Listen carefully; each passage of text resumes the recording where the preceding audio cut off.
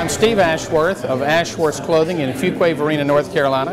We're a 75-year-old, third-generation men's clothing business. We've employed a lot of people over the years. We're very competitive, and we feel that the sales tax not being collected by the online retailers when we sell the same product is not fair. And so we would like to see the playing field leveled. It's very important to us that we give tremendous service that we do, and then we lose the sale to someone that has basically no service just because of the tax. My name is Gerry Gonya. I'm from Fremont, Ohio, which is in northwestern Ohio. I am co-owner of a jewelry store in Fremont, Harvey Oaks Jeweler. It has been a brick and mortar store for 62 years. I've been there 32 years.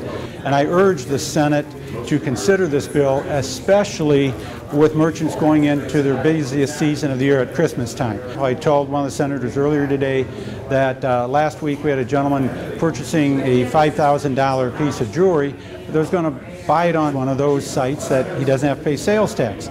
In our county, 7%, that's $350 that would have been lost to the state, and the sale would have been lost to me because he could buy it for 7% less. I'm Maggie Jetter. I am from Nashville, Tennessee, and we have a store just off Music Row by Vanderbilt, Tweed Baby Outfitters.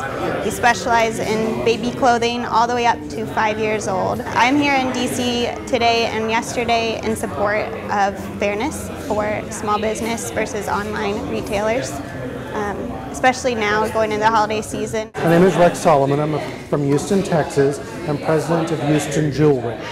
I've recently read that over 14% of annual jewelry sales is now going online.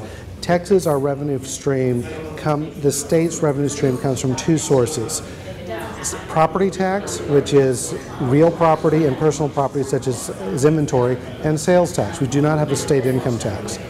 So for a retailer, we pay property tax on our inventory, and we collect sales tax from the consumer and remit it to the state. When an out-of-state vendor is essentially poaching those sales, they are not paying property tax on their inventory, and they're not collecting the sales tax. My name is Steve Schlegel. I own Schlegel Bicycles, which is a retail bicycle store there in Oklahoma City. Well, for us, the bicycle business is a very seasonal business, and of course we rely on the holiday season to help get us through kind of the off-season, if you will. And so obviously that income is very important to us in a slow time of the year. You know, we actually use these remote locations and online stores to check our pricing to make sure that we are very competitive. But at the same time, if there's this sales tax advantage or this discount that the consumer can potentially get, this perceived discount, if you will, then that certainly impacts our ability to sell product. And like many businesses, we support the local community. My name's Dale Copeland, and I have a 40-year-old family-owned appliance business in Bartlesville, Oklahoma.